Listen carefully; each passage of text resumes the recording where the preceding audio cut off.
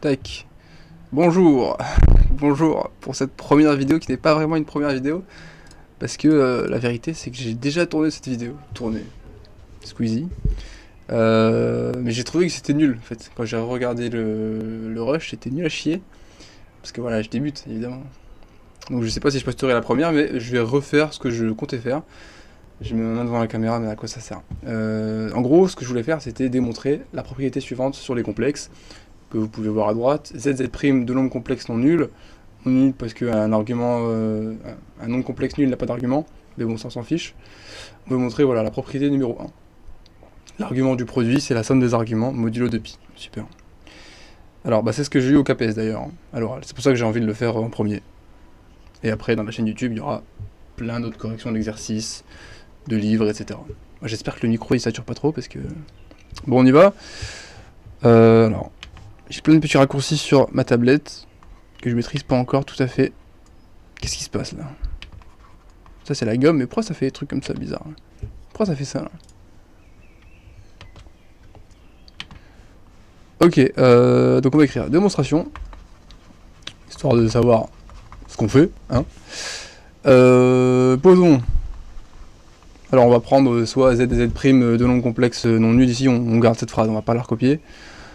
On va poser θ1 est égal à l'argument de z, θ2 argument de z', et puis θ3, je vais l'écrire ici carrément, argument de z'. Donc j'ai envie de montrer que θ1 plus θ2, ça fait θ3. Et pour ça, comment est-ce qu'on va faire? Nous, tout ce qu'on connaît, c'est cosinus de l'argument d'un nombre complexe, qu'on va appeler z''.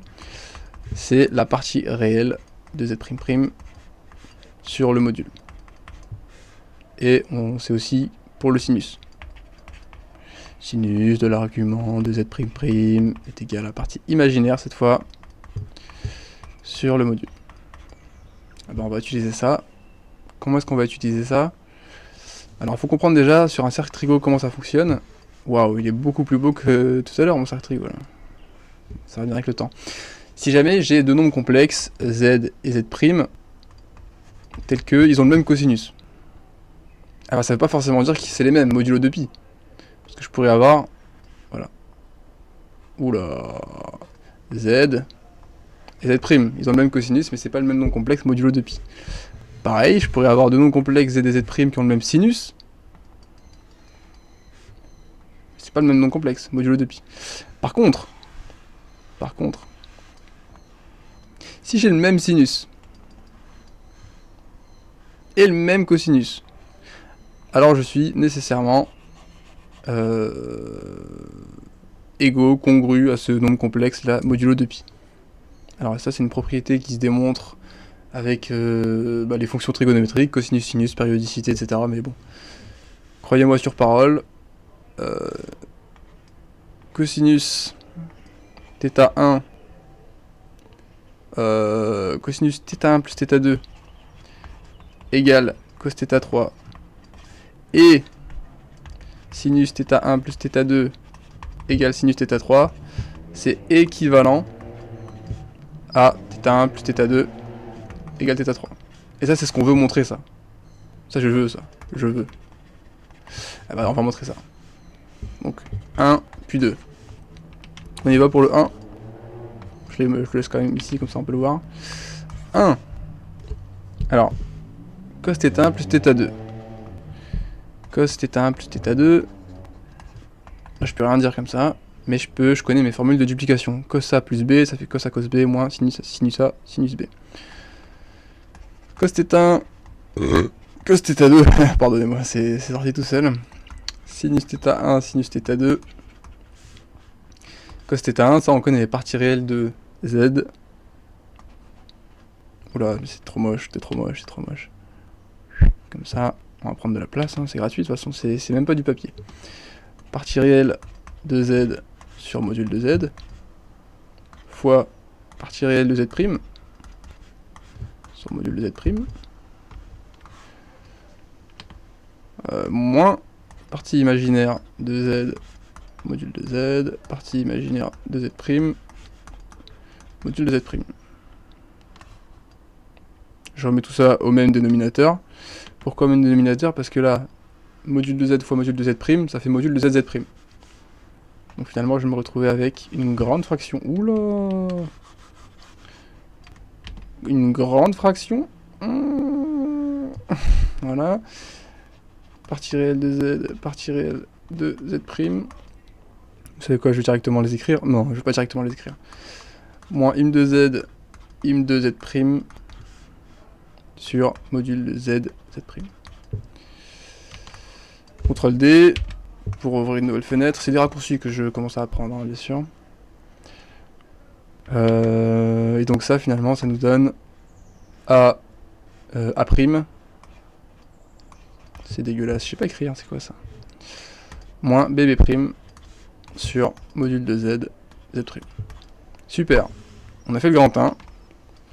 On a calculé ce truc-là. On n'a même pas fini le grand 1 en vérité. On a juste calculé cos θ1 plus θ2. On a calculé ça là. Mais ça donne quoi ça? Cos θ3. Est-ce que c'est égal à ce qu'on vient de calculer? Cos θ3. Cos θ3. Il y a des petits boutons sur le stylo en fait aussi carrément. C'est ça qui me fait bugger. Cos θ3, ça c'était quoi cos θ3 déjà? θ3 c'était... On va regarder. Cos θ3, c'était ça. Argument de zz'. Donc le cosinus de l'argument de zz', partie réelle de zz'. Sur le module de zz'. Or... Oh, je commence à être mécanique là. Zz', si on suppose que z c'est égal à a plus bi, que z' c'est a' plus b'i, je l'ai même pas dit tout à l'heure en plus parce que je l'avais supposé. Mais en gros ça fait ça. Bon, vous pouvez développer par vous-même. Hein. Partie réelle, partie imaginaire. Super. Donc partie réelle de zz', ça finalement ça fait a' moins bb' sur module de zz'. Mais ça, qu'est-ce que c'est ça? C'est exactement ce qu'on a trouvé là. Donc finalement on a fini le grand 1. Grand 1 fait. Grand 2 maintenant. Montrons que sinus θ1 plus θ2 c'est égal au sinus de θ3. Alors je vais aller un peu plus vite parce que finalement c'est un peu la même chose. Donc sinus de θ1 plus θ2 formule de duplication. Sin θ1 cos θ2 plus sin θ2 cos θ1 et on remplace. Donc partie imaginaire de θ1 b, partie réelle de θ2 a' plus a b' sur module de zz'. Super. Sinus θ3, partie imaginaire de zz' sur module égale à, on avait vu tout à l'heure, hein, zz', c'est ça, ab' plus a'b. C'est très calculatoire. Bon, c'est très calculatoire. Hein. C'est très calculatoire. Calculatoire. AB' plus A'b. Ah bah tiens. Qui volage. La même chose. Donc, le 2 est prouvé. Donc, 1 et 2. Donc l'équivalence de tout à l'heure. L'équivalence de tout à l'heure, c'était quoi? C'était 1 et 2. 1 et 2 implique parce que je voulais trouver finalement. Donc, θ1 plus θ2 égale θ3. Super. Ce qui achève la conclusion. Bon, j'espère que je vais pas devoir supprimer cette vidéo aussi. On va s'assumer au bout d'un moment. Au bout d'un moment.